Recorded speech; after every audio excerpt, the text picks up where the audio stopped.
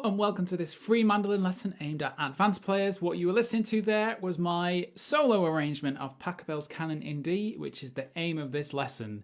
All of the tabs that we're about to learn are included in a free PDF, which is linked in the video description below, so you don't have to try and work all of this out by ear.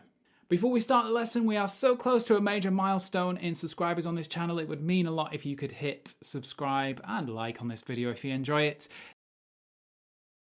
Before we learn the advanced sort of solo mandolin arrangement, I want to introduce you to what Pachelbel's Canon is. It's a famous piece of music. You will all recognise it. It's been used in popular culture as well. But there's a few fundamentals that are quite simple in concept, but make this such a genius piece. The first is the chord progression. So this whole song is a repeating 4 bars.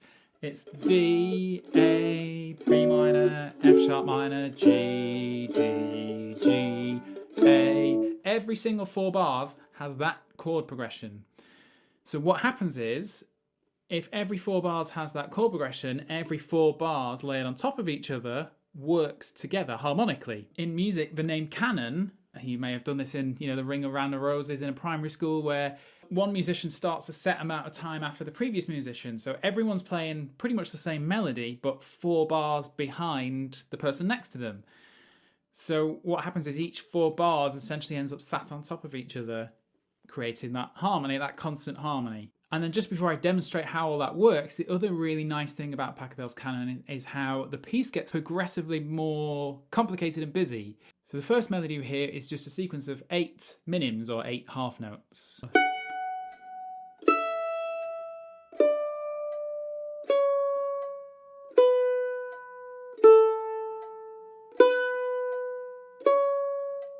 And then after a bit of that, we move to quarter notes or crotchets.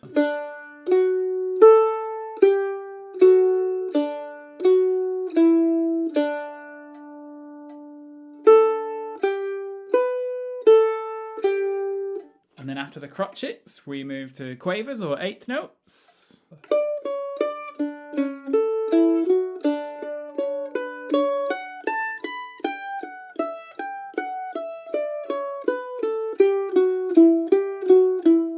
And finally, just to make it even more difficult for us playing it, it moves to 16th notes or semiquavers.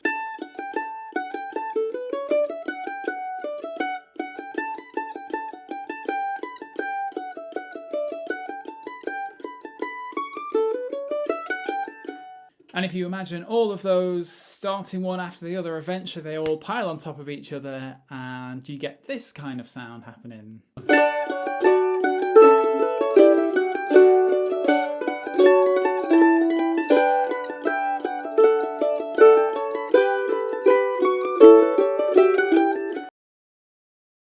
So how do we turn that into a solo arrangement? Well, I won't go into every minutiae of detail, but I'll play through each section that I have written because I have tried to stick to the fundamentals of Pachelbel's Canon. So we've got that repeating 4-bar chord progression, D, A, B minor, F sharp minor, G, D, G, A. Tried to stick to the same melodies that crop up in Pachelbel's Canon. And by the way, there's a million variations. The genius of this is because each 4 bars is the same, you could just cut it together, rearrange it, stick it together in different ways, slightly change melodies as long as it matches the harmony. So whatever version of Pachelbel's Canon you find will be slightly different than another one, like fiddle tunes. So I've tried to stick to keeping the main melodies in there, and I've also tried to stick to that concept of gets more difficult. So we start off with half notes, minims, and we progress into semiquavers eventually, and then we kind of a little ending phrase to round the tune off. Also in Pachelbel's Canon, the melody in terms of how long the notes last come in groups of 2. So it's sort of 2 sets of 4 of minims, and then it's 2 sets of 4 of quarter notes. So I've tried to stick to that structure. And then just so we know where we are in this video, I've called them A part, B part, C part, D part, and E part, just for simplicity, not for any real reason. So if we look now at my arrangement, I'll play through each section and then we'll play through it in full at the end, and then you'll have to take it away. This may take a bit longer than other Mando mic tunes because it certainly took me a few days to get my head around the arrangement and then learning it. So we start with our minims, our half notes, and pretty simply just added the chords in. So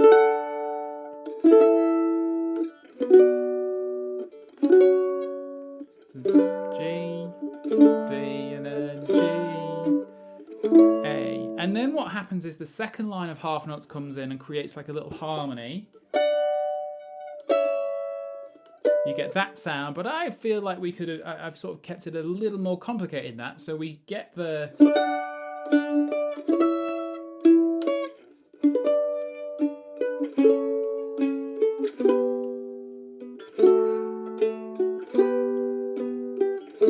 So we've still got that concept of half notes. 1, 2, 1, 2, 1, 2, 1, 2, going through this section, but a little bit of just sort of cross picking and started sneaking in. Because it's a solo mandolin arrangement, and that's what we can do with mandolin. We can do cross picking.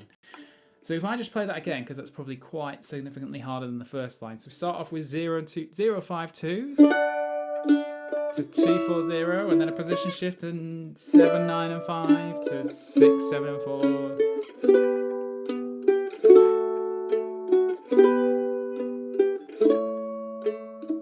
Again, you can hear that chord progression moving through.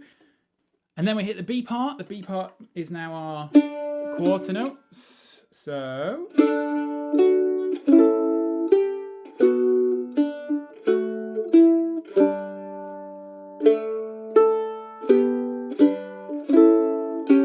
and it keeps going.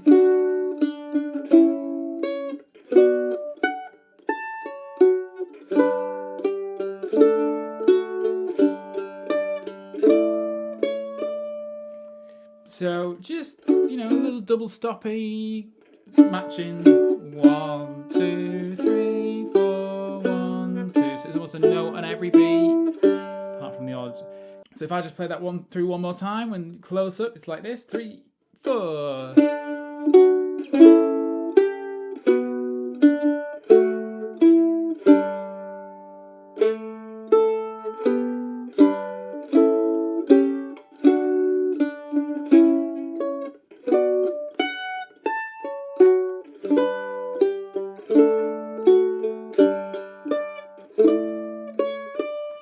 And now we hit our 8th note section.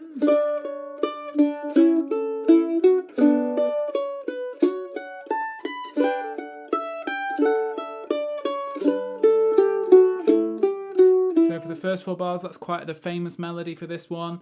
And as you can hear, just on each chord change, so D, A, B minor here, F sharp minor, it's still marking the chord change so you can hear that harmony running through it.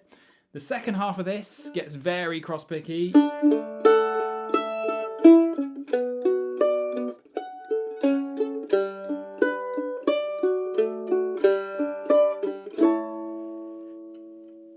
Very tricky phrase.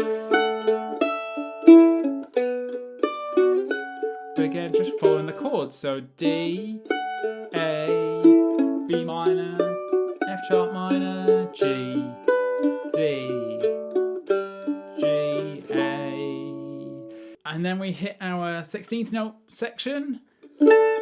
This is where you have to make sure, if you're playing this as a solo musician, you can't start the A part 1, 2, 3, 4, 1 just because it's easier. Because if you start at that speed, by the time you get here, you've got to remember that we've got to get to 16th notes. So whatever speed you start the first phrase, we're going to have to play a phrase that's 8 times quicker. Our D part.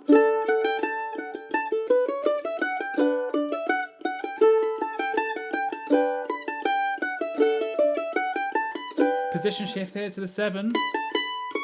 Position shift back.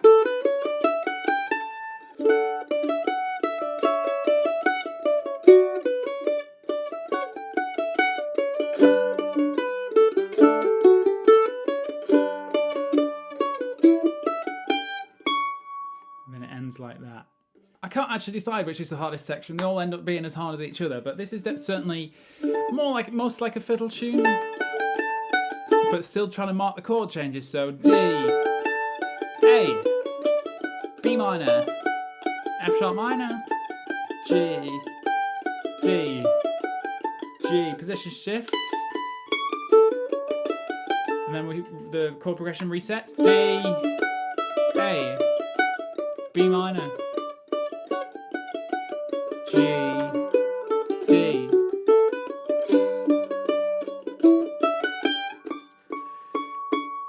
And then finally, just to round the tune off, I have a... This is actually sort of inspired by how a Bach piece ends. The cello piece, I've kind of taken inspiration for that and applied it to the melody of Pachelbel's Canon. So we end up with, it's pretty much just matching the chords. So D, A, B minor, F sharp minor, G, D, G, and then 2 A's. And then it's the same thing again, but this time in all 4 strings.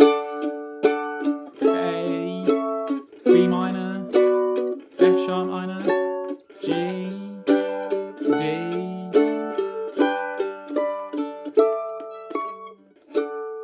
So sort of a big dramatic chord thing to finish the tune.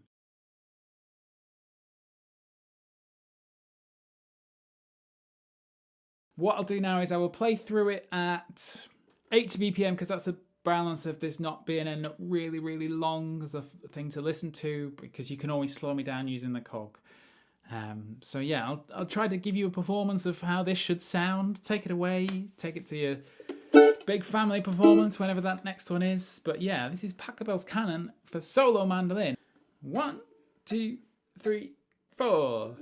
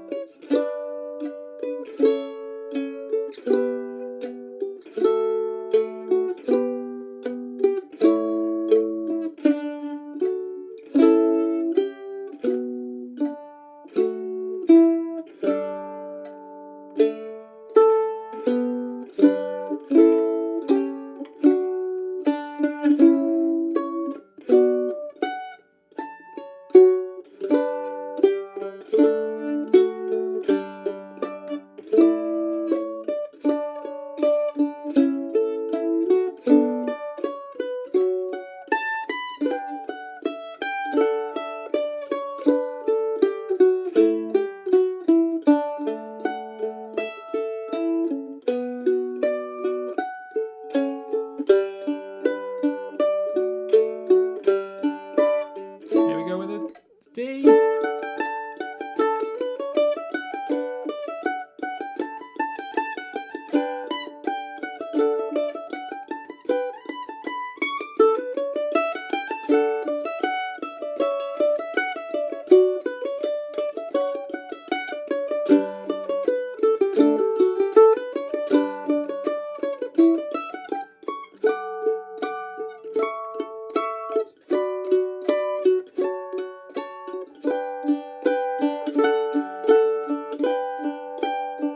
Last line.